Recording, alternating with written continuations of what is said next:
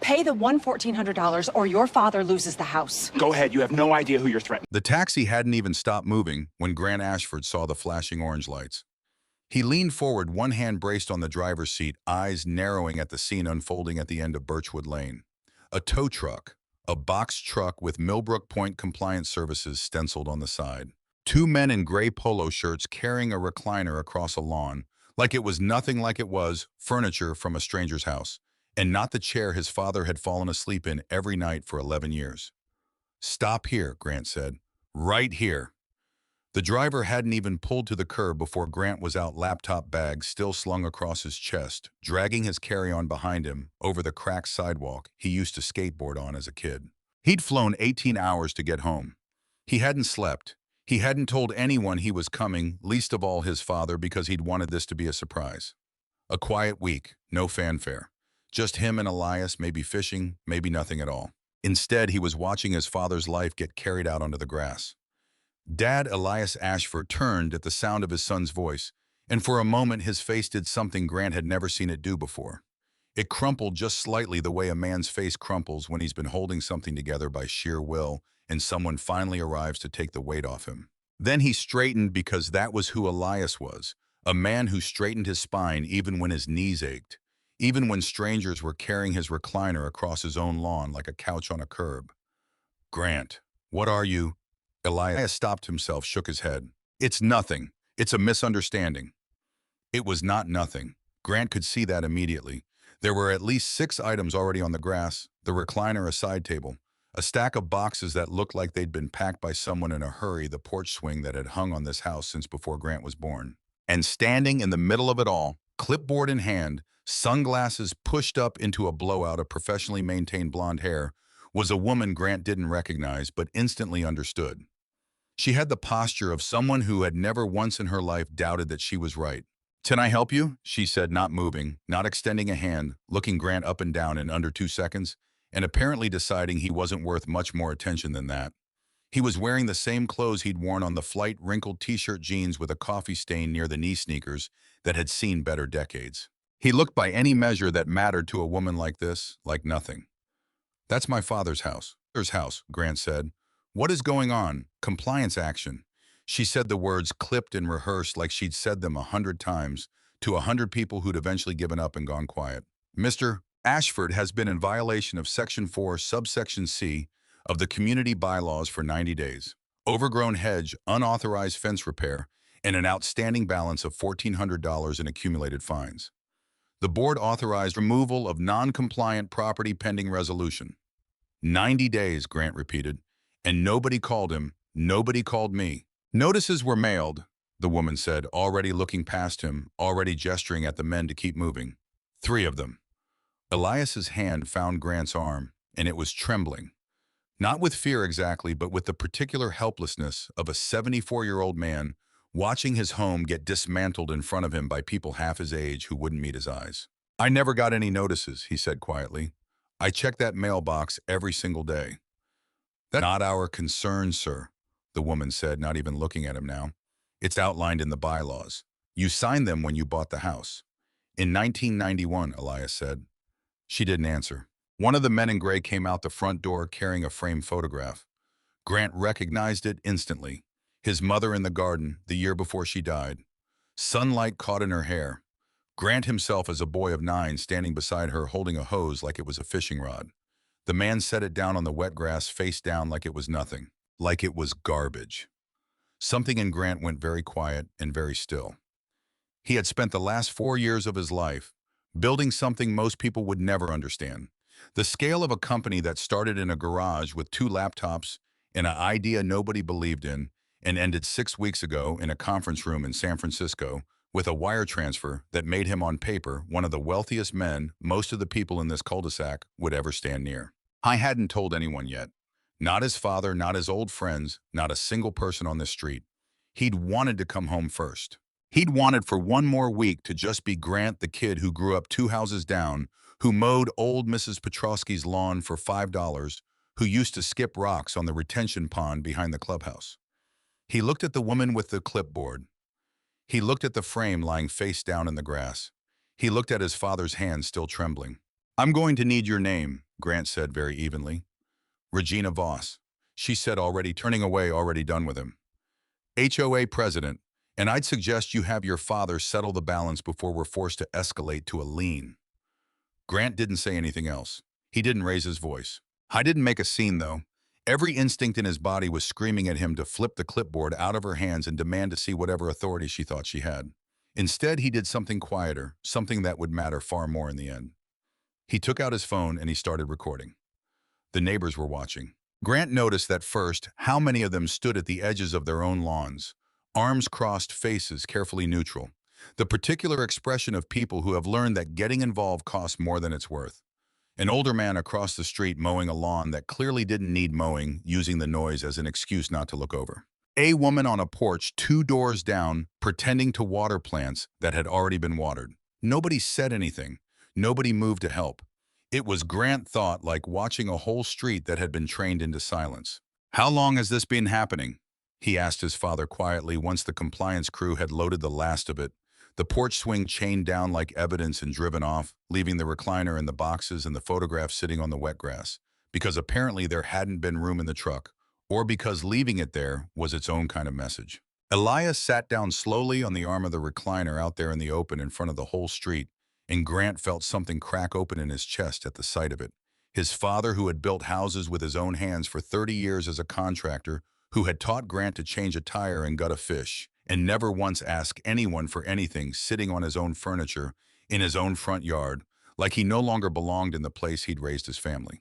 A year maybe, Elias admitted. Started small, a letter about the hedge. Then the fence I fixed a board that blew loose in a storm, used the wrong shade of brown, if you can believe that, and they fined me $200 for it. I paid it. Then there was another one, and another, and I got behind, and then He rubbed his face with both hands. I didn't want to worry you. You were so busy with the company. Grant crouched down in front of him, the way he used to when he was small, and his father would come home exhausted from a job site. Dad, I sold the company. Elias blinked. You what? 6 weeks ago. It's done. It's finalized. Grant hesitated because there was no easy way to say the number. No way to say it that wouldn't sound like a boast. And boasting was the last thing he wanted right now, kneeling in wet grass beside his father's exiled furniture. I'm not, Dad. I'm not struggling for money. Not even close. I was going to tell you this week. I wanted to surprise you. His father looked at him for a long moment and then looked past him at the recliner sitting alone on the lawn, at the photograph face down in the grass. And something in his expression shifted. Not relief, not yet, but the first flicker of a man beginning to understand that the ground under him had just changed. Well, Elias said quietly, I suppose the timing worked out. Grant almost laughed, except nothing about this was funny. He stood, turned the photograph over, wiped a smear of mud off the glass with his sleeve. His mother smiled up at him from behind the cracked corner of the frame. He set it gently against the porch step, facing out the way it should be. Then he took out his phone again and looked at the timestamp on the video he'd recorded. 90 days of violations, 3 notices allegedly mailed. A woman who hadn't asked his father a single question before ordering his belongings carried onto the lawn. A woman who had approved by her own words a removal action in under 48 hours, when Grant had read enough contracts in the last 4 years to know that compliance escalations like this almost always required board votes, waiting periods, formal hearings. 48 hours was fast, too fast for a hedge and a fence board. Something about this didn't smell like bureaucracy. It smelled like something else. I'm going to make a call, Grant said. The lawyer he called wasn't a divorce attorney or a real estate closer. It was Priya Anand, the general counsel, who'd walked his company through 3 funding rounds, and the acquisition that made him rich, the kind of lawyer who read 400-page contracts for fun and found loopholes the way other people found parking spots. Grant, it's 11 p.m. here, she said when she picked up. I need you to look into something for me. An HOA. An HOA, she repeated, and he could hear the confusion in her voice, the mental gear shift from acquisitions and term sheets to something that sounded on its face almost quaint. You're serious. They just dragged my father's furniture out onto his front lawn over a fence board and a hedge. 48 hours from first notice to seizure, and he says he never got any of the notices.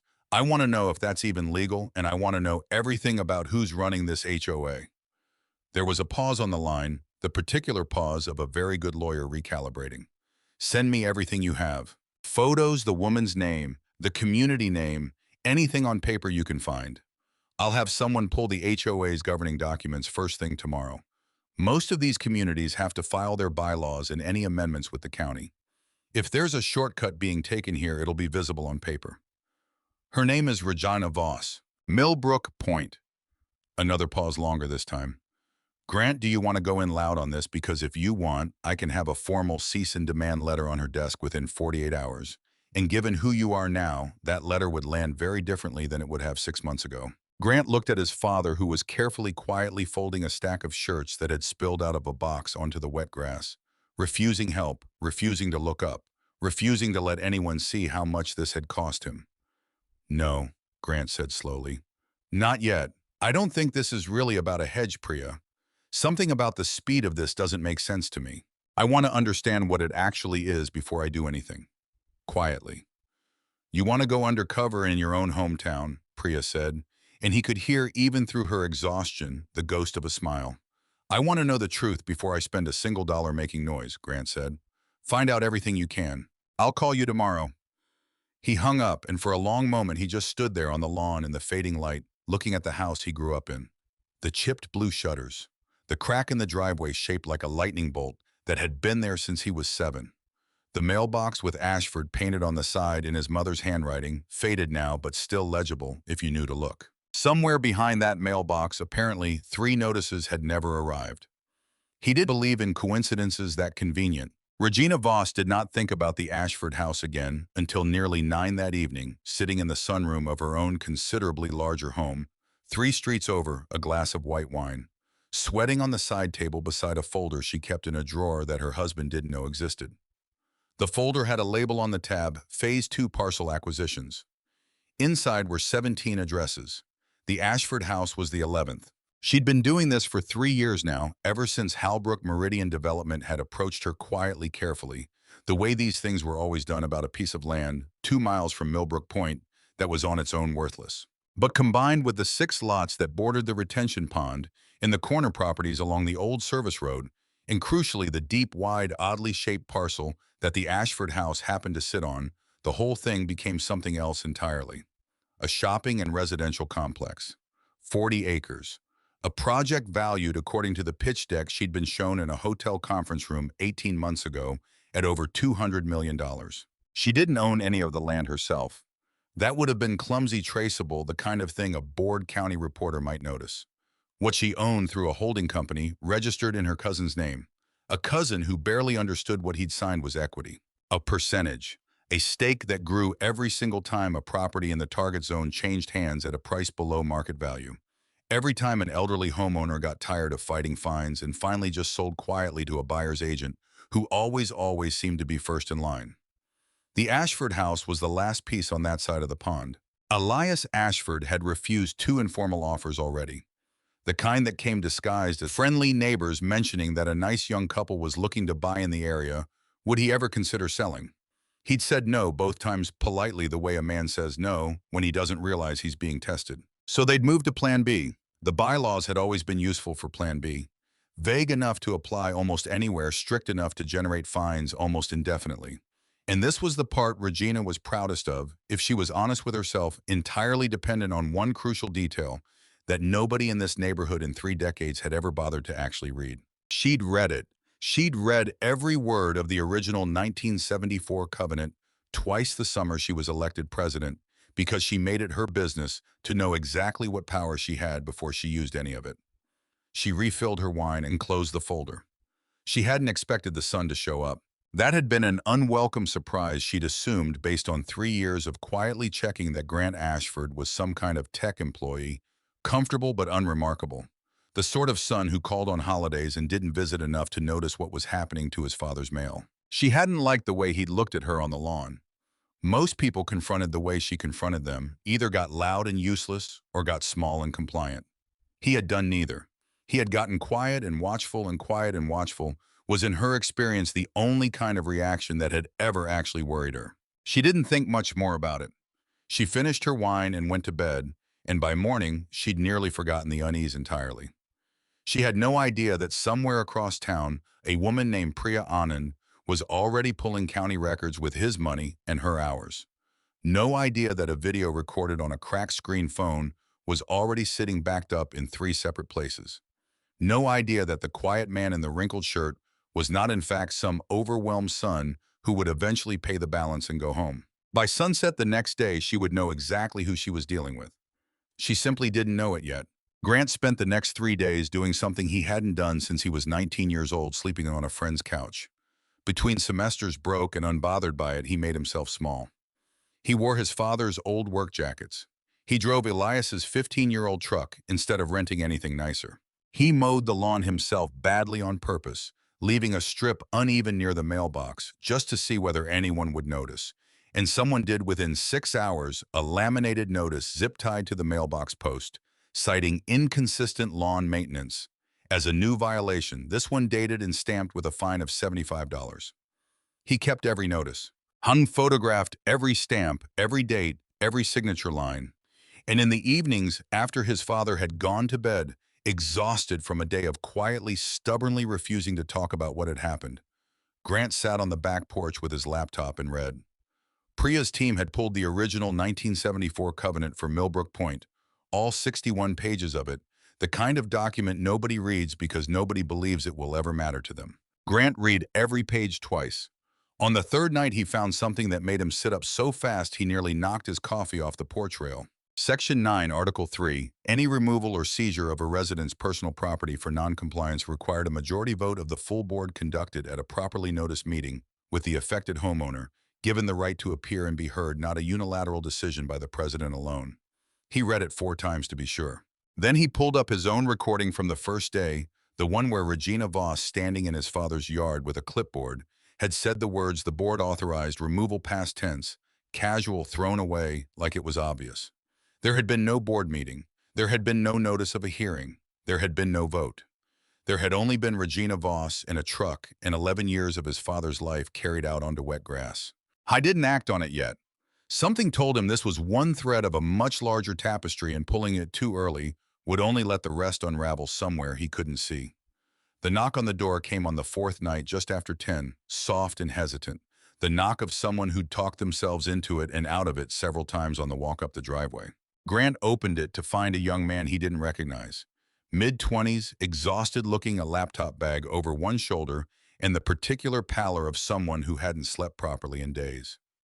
Mr. Ashford Grant, Ashford.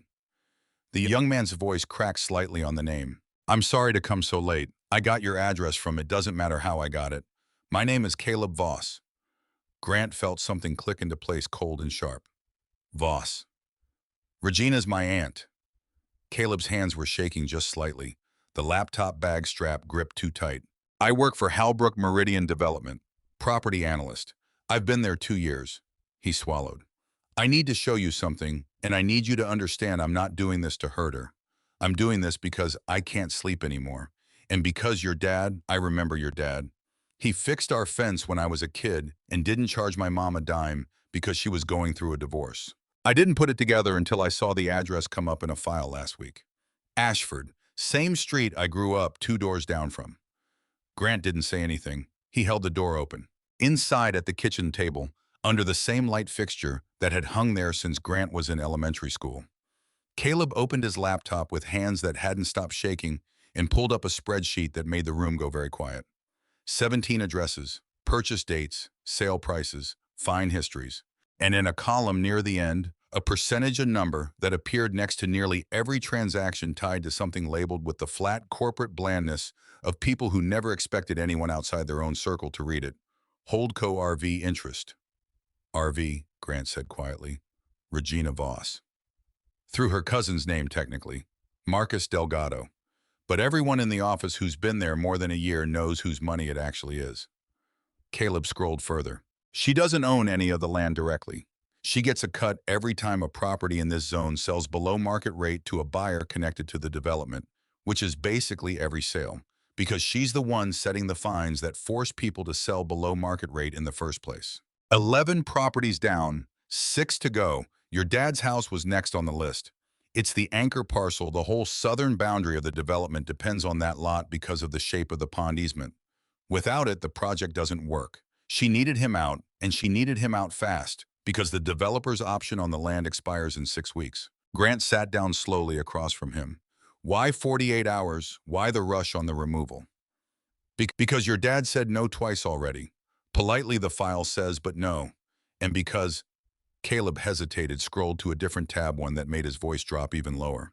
Because there's something else, something older. He turned the laptop around. It was a scan of a document, yellowed, official, county stamped, dated 11 years earlier, a permit application for a fence extension at a residential address, filed and approved. The address was Regina Voss's own home. She modified her property line without board approval, Caleb said. Same violation she's fined at least 9 other families for over the years. She's never once cited herself. She's the only homeowner in the entire subdivision who's technically been in continuous violation of Section 4 for over a decade. And because she controls the compliance office, nobody's ever going to write her up for it unless someone outside the system does. Grant sat back in his chair, and for the first time since the taxi had stopped moving 4 days ago, he felt something other than anger. He felt the particular focused calm of a man who has just realized exactly which lever out of 100 possible levers was actually going to move the whole machine. Why are you telling me this instead of a reporter? Grant asked quietly. Or the county? Why come? Caleb closed the laptop, looked at his hands. Because a reporter runs a story and she lawyers up and it takes 2 years and maybe nothing happens. Because the county's compliance office is backlogged 18 months and doesn't care about an HOA dispute. He looked up. And because I looked into who you are, Mr. Ashford. 2 nights ago, I saw the acquisition announcement. I know what you're actually capable of doing here if you wanted to. I'm not asking you to destroy her. I just can't watch her do this to one more family. Your dad especially. Not your dad. Grant was quiet for a long moment. I'm not going to destroy her, he said finally. But I am going to end this, all of it. Not just my father's case. He looked at the spreadsheet still glowing faintly on the closed laptop lid. Can you get me everything? Every address, every fine, every sale, every dollar that's moved into that holding company? I already did, Caleb said, sliding a small flash drive across the table. I copied it 3 nights ago. I've had it in my car since, trying to decide if I was brave enough to actually walk up to this door. The story broke locally the next afternoon, not from Grant, not yet, but from an unrelated source that would turn out to matter more than anyone expected. A tech blogger, 3 states away, digging through public acquisition filings for an unrelated piece, stumbled onto Grant Ashford's name attached to the sale of his company and ran a 2-paragraph item under the headline, Local Founders Quiet Exit Nets 9 Figures. It wasn't a big story. It didn't even use a current photo, but it was enough. By 6 that evening, Regina Voss had read it 4 times. She sat in her sunroom with the wine untouched beside her, the Phase 2 folder open on her lap, staring at a screenshot of the article that someone she suspected, Marcus, useless as he was for almost everything else, had texted her with 3 question marks and nothing else. Grant Ashford, the son in the wrinkled shirt, the quiet one who hadn't yelled. 9 figures. She thought first with the particular reflex of someone who has spent years believing money was the only language that mattered, that this was an opportunity rather than a threat. A man with that kind of money wouldn't want a public fight over a fence board and a hedge. Men like that valued their time above almost everything else, and the fastest way to make an inconvenience disappear was to write a check and move on. She could offer to waive the fines, return the furniture quietly, apologetically chalk it up to an overzealous compliance contractor she could later fire as a scapegoat. She could even, if it came to it, offer Elias Ashford considerably more than fair market value for the house frame, it as neighborly generosity rather than what it actually was. She called him herself the next morning, her voice warm in a way it had not been on the lawn 4 days earlier. Mr. Ashford Grant, if I may, I think there's been a genuine misunderstanding, and I'd love the chance to make it right quietly between us. Could we meet, just the 2 of us? I think once you understand the full context, you'll see this was never personal. Grant sitting on his father's back porch with Caleb's flash drive already sitting in a locked drawer at Priya's office. 3 states away, waiting for a forensic accountant to finish tracing every transaction on it, said exactly what she wanted to hear. I'd like that, he said. Let's talk. I want to understand the full context too. He hung up, and for the first time in 4 days, he allowed himself something close to a smile. She thought she was buying time. She thought she was managing a rich man's temper. She had no idea that the meeting she just requested was about to become the exact moment everything ended, and that the final move in this whole affair had in fact already been made 3 days earlier quietly by a team of lawyers she had never heard of, working on behalf of a buyer whose identity had been kept off every public filing until the ink was already dry. 2 nights before that phone call, Regina had done something she would later regret more than almost anything else in this entire affair. Though at the time, sitting in her sunroom with the folder open on her lap, and her cousin Marcus texting her in a panic about the blog post, it had felt like the only move left on the board. She had picked up the phone and called the compliance office, directly bypassing the normal channels, and ordered a new inspection of the Ashford property. Not a warning this time. A formal notice of intent to lien the house itself. The full weight of the HOA's legal authority aimed squarely at an old man's home, timed to land the following morning before Grant could do whatever it was she suspected he might be quietly building toward. "He's already agreed to talk," Marcus had said, uneasy when she told him what she'd done. "Why push again? Doesn't that just make you look—" "It makes me look like I'm not afraid of him," Regina snapped. "People like that only respect strength. If I go into that meeting looking like I already blinked, he'll walk all over me. I need him to know I can still make his father's life difficult if this doesn't go the way I want it to." It was in hindsight the single clearest piece of evidence anyone could have handed Grant a formal lien notice dated and signed by Regina Voss herself, issued 2 full days after she had personally called him to apologize and propose a friendly private resolution. Not a rogue compliance contractor, not a misunderstanding. Regina, in her own hand, escalating against a family she had just promised in her own voice to make things right with. The notice arrived taped to the Ashford mailbox at 7 the next morning. Elias found it before Grant was even awake, and for a moment alone on the porch in his bathrobe, reading the words "intent to lien" in bold block letters above his own name, something in him that had been holding steady for 5 days finally gave a little. Grant found him sitting on the porch steps with the notice in his lap, not moving, not speaking, staring at the crack in the driveway shaped like a lightning bolt. "Dad, I raised you in this house," Elias said quietly, not looking up. "Your mother died in the room upstairs. I have paid the mortgage on this house every month for 33 years in full on time, and now a woman I'd never met until 5 days ago wants to put a lien on it over a fence board." He finally looked up at his son, and his eyes were wet and angry and tired in a way that had nothing to do with age. "I don't care what you have to do. I don't care what it costs. I want this to be over." Grant sat down beside him on the step, took the notice gently out of his father's hands, and read it twice. Then he felt something in his chest go very cold and very clear, the last piece of hesitation he'd been carrying, the small part of him that had still until that exact moment been holding back out of some instinct, to be fair, to give Regina Voss room to make this right on her own. That instinct was gone now. She had used the space he'd given her to sharpen a knife instead of laying one down. He photographed the notice. He sent it to Priya with a single line, "Use everything." And then he called Caleb Voss, who picked up on the first ring as if he'd been waiting by the phone for exactly this call. "She just filed an intent to lien on my father's house," Grant said, "this morning, after she called me herself to apologize." There was a long silence on the other end. "I heard," Caleb said quietly. "She told Marcus this morning she wanted you to know she wasn't afraid. I think that's the moment I stopped feeling guilty about any of this." "I need everything finalized before the meeting tonight," Grant said. "Not just the spreadsheet, the fence permit, the sale records. All of it. I want it airtight." "It already is," Caleb said.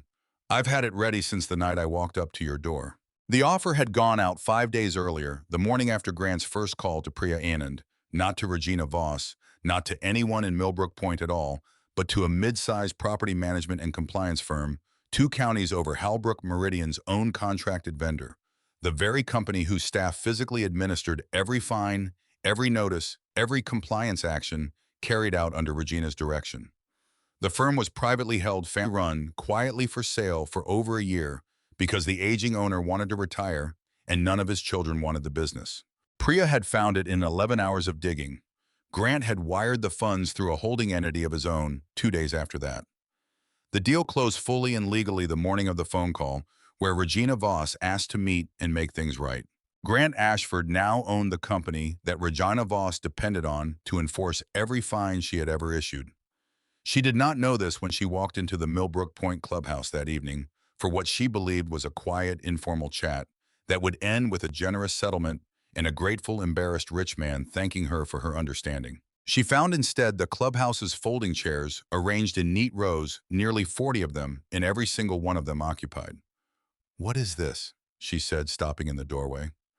"An emergency board meeting," Grant said, standing at the front of the room beside a projector screen wearing a clean, unremarkable button-down, looking nothing at all like a man who'd been sleeping on a couch in a wrinkled t-shirt 5 days earlier. Properly noticed per Section 9, Article 3 of the original covenant, which as it turns out requires exactly this full board and homeowner notification, a scheduled meeting, and the right for every affected resident to be heard. Funny thing about that section, Regina, it's the same one you skipped when you had my father's furniture carried onto his lawn without a vote. The room was quiet in a way that was almost physical, the particular silence of people who have wanted for a very long time to say something and never had the room, the standing, or the courage to do it alone. Regina's eyes moved across the chairs, and Grant watched something in her face shift as she recognized them one by one. Mrs. Okafor, 3 doors down, whose garage had been fined into a forced sale 2 years ago. The Hendersons, who'd sold under pressure the same spring their youngest went to college. An elderly man near the back, leaning on a cane, whom Grant had met only 2 days earlier, and who had actually cried, describing the letter that told him his wife's rose garden violated a landscaping ordinance 6 months after she died. "This is a private community matter," Regina said, but her voice had lost some of its certainty. "You don't even live here anymore, Grant. You have no standing to call this meeting." "I don't need standing," Grant said. "My father does. And under the covenant you've spent years enforcing very selectively, he has the absolute right to call an emergency session when he believes board leadership has acted outside its authority." He nodded toward the back of the room where Elias Ashford sat, spine straight, hands folded, watching his son with an expression that was somewhere between pride and disbelief. "He's the one who called this meeting. I just helped him find the right page in your bylaws. Page 14, if you're curious.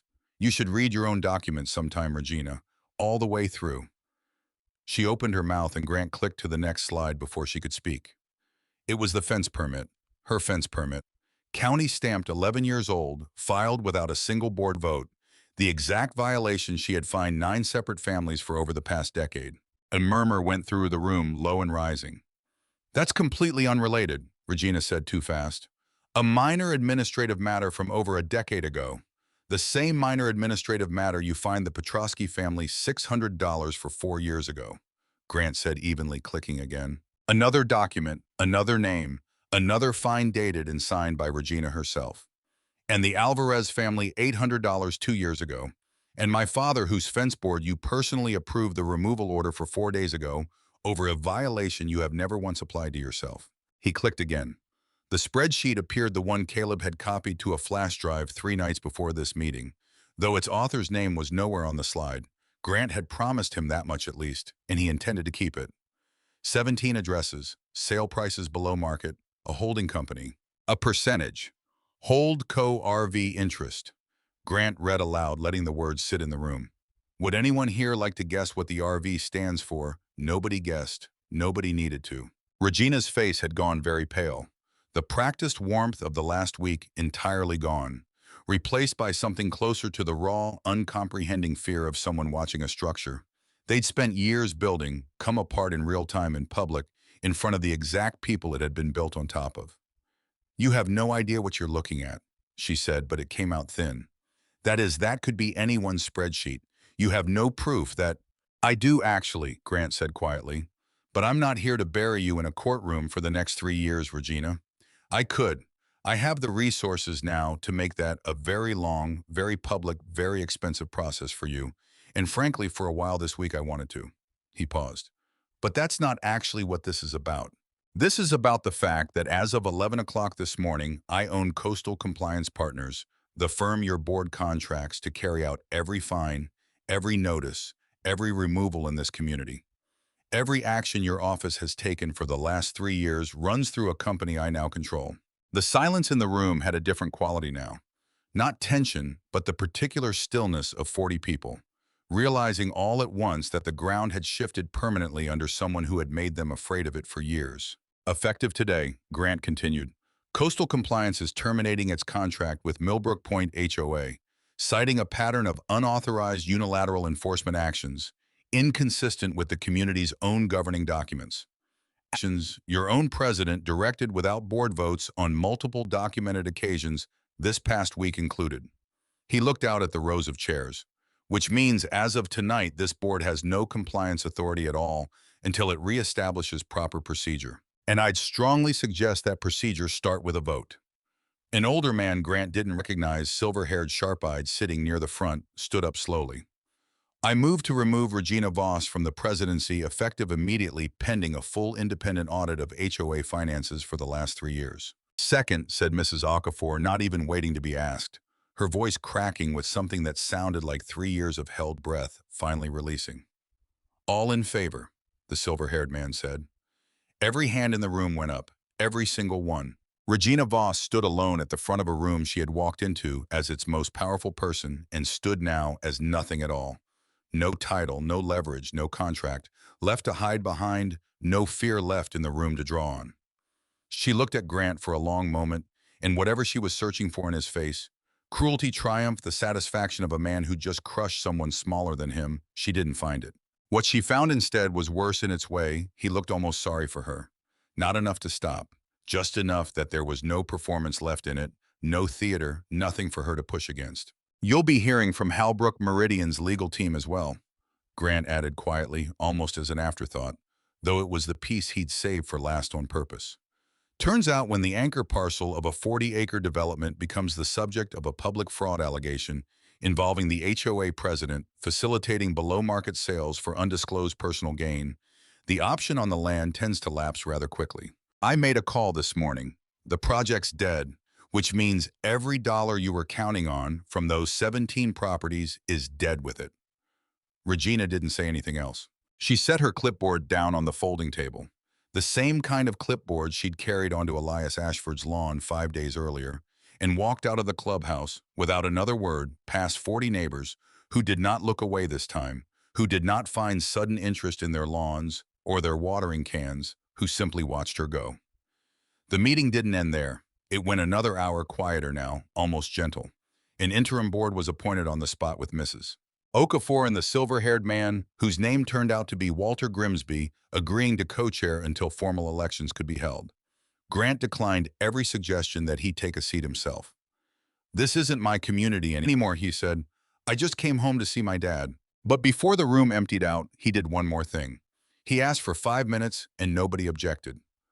I'm setting up a fund, he said, independent of the HOA, independent of me personally, after this year, administered by an outside foundation. So nobody in this room ever has unilateral control over it again. It's going to do 2 things. First, it's going to cover the legal costs for any family in this neighborhood who wants to challenge a fine or a forced sale from the last 5 years. Second, and I want to be careful how I say this because I know money can't fix everything for the families who sold below market value because they felt they had no other choice. We're going to make up the difference. Not charity, restitution. Mrs. Okafor was crying by the time he finished. So quietly in the back row was Elias. Caleb Voss was not in the room he'd asked Grant days earlier, not to be there when it happened, not ready yet to watch his aunt's name dismantled in public, even though he was the one who'd handed over the map. But Grant had already made him an offer separately 2 nights before a position at the small property analytics firm Grant was setting up as a spin-off of Coastal Compliance, one built deliberately around transparency clauses that made what Regina had done structurally impossible to repeat. Caleb had said yes before Grant finished the sentence. It was nearly dark by the time Grant and Elias walked back to the house, the 2 of them alone on the sidewalk for the first time in what felt like a very long week. The recliner was still sitting on the lawn where it had been left 5 days earlier, along with the boxes, though. Someone Grant suspected, the silver-haired man, Walter Grimsby, though he never confirmed it, had quietly moved everything under the porch overhang when it had rained on the second night, so none of it had been ruined. They carried the recliner back inside together, the 2 of them grunting under its weight the way they used to when Grant was a teenager, helping his father move furniture between job sites. The framed photograph of Grant's mother went back on the mantel exactly where it had always been. The crack in the corner of the glass, the only thing that had changed. Elias sat down heavily in his recliner the first time in 5 days. It had sat inside a house instead of out on wet grass and let out a long breath that seemed to release something that had been sitting in his chest for the better part of a year. I never got those letters, he said quietly, more to himself than to Grant. I want you to know that. I check that mailbox every single day. I know, Dad, Grant said, sitting down on the arm of the couch across from him. I believe you. I think I know exactly what happened to them too, but it doesn't matter now. Outside, the last of the light was draining out of the sky over Millbrook Point orange, going to violet, going to the deep settled blue of an evening that had, against every expectation anyone in that clubhouse walked in with 3 hours earlier, actually ended well. You could have told me sooner, Elias said. About the money, about all of it. I wanted one more week of just being your son before I was anything else, Grant said. I didn't expect I'd need it for this, though. Elias almost laughed, the first real laugh Grant had heard from him since landing 5 days ago. Well, you used it for something, I'll give you that.